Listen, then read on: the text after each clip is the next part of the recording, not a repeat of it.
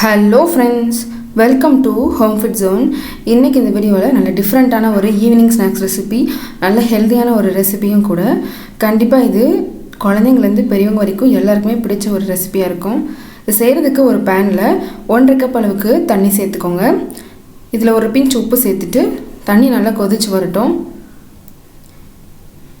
தண்ணி நல்லா சூடானதும் இதில் 1 கப் அளவுக்கு ரவை சேர்த்துக்கோங்க. வறுக்காத ரவை தான். இப்போ இதை நல்லா கட்டி பிடிக்காமல் கிளறி விடுங்க. ரவை தண்ணியெல்லாம் உறிஞ்சி நல்லா கெட்டியாகி வரணும்.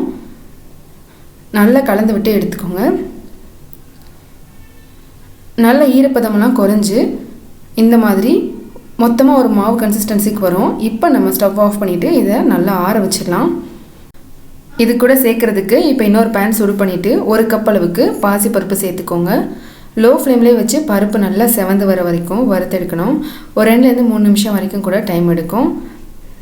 இந்த அளவுக்கு நல்லா பருப்பு செவந்து வறுப்படணும். இப்போ இதை ஸ்டவ் ஆஃப் பண்ணிவிட்டு நல்லா கம்ப்ளீட்டாக ஆறட்டும். நல்லா ஆறினதும் இதை எடுத்து ஒரு மிக்ஸி ஜாரில் மாற்றிக்கோங்க. இது கூட வாசனைக்காக ஒரு 2 ஏலக்காய் சேர்த்துட்டு இதை நம்ம அரைச்சி எடுத்துக்கலாம். நல்லா பவுடராக அரைக்கக்கூடாது, கொஞ்சம் கொரகொரப்பாக இருக்கிற மாதிரி அரைச்சி எடுக்கணும். இந்த மாதிரி அரைச்சிருக்கணும். இப்போ இதை செய்கிறதுக்கு ஒரு பேனில் 1 டீஸ்பூன் மட்டும் நெய் சேர்த்துக்கோங்க. நெய் நல்லா சூடானதும் 1/2 கப் அளவுக்கு துருவின தேங்காய் சேர்த்துட்டு தேங்காய் ஒரு 2 நிமிஷத்துக்கு வறுத்து எடுத்துக்கலாம். தேங்காய் லேசாக வறுத்ததும் இது கூட ஒரு 3-4 டேபிள் ஸ்பூன் அளவுக்கு வெல்லம் சேர்த்துக்கலாம். இது நல்லா கலந்து விட்டுக்கோங்க. வெல்லம் லேசாக கரைஞ்சி வர ஆரம்பிக்கும்.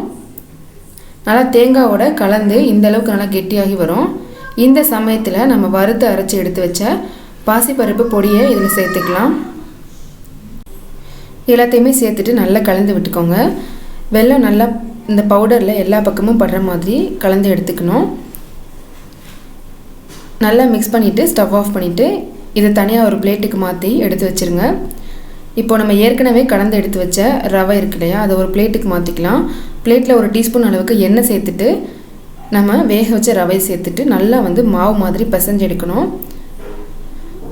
நல்லா ஸ்மூத்தாக இந்த மாதிரி பிசைஞ்சு எடுத்துக்கோங்க.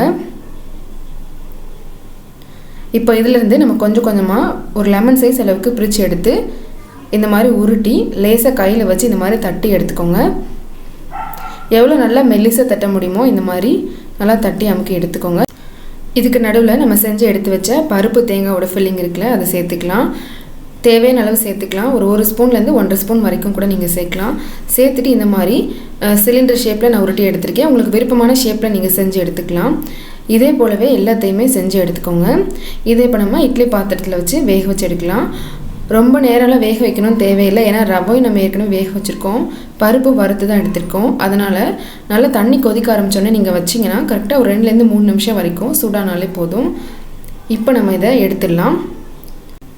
கடைசியாக இந்த ரோல் சூடாக இருக்கும்போதே ஒரு 2 டேபிள் ஸ்பூன் அளவுக்கு தேங்காய் துருவல் எடுத்து மேலே இந்த மாதிரி தடவை எடுத்துட்டிங்கன்னா உங்களுக்கு நல்லா தேங்காவை கார்னிஷ் பண்ணி ரொம்பவே நல்லாயிருக்கும். கண்டிப்பாக இதே மாதிரியே நீங்களும் செஞ்சு பாருங்கள். இந்த ரெசிபி உங்களுக்கு பிடிச்சிருந்ததுன்னா லைக் பண்ணுங்கள், ஷேர் பண்ணுங்கள், கமெண்ட் பண்ணுங்கள். கண்டிப்பாக ஹோம் ஃபுட் ஜோனுக்கு சப்ஸ்கிரைப் பண்ண மறக்காதீங்க.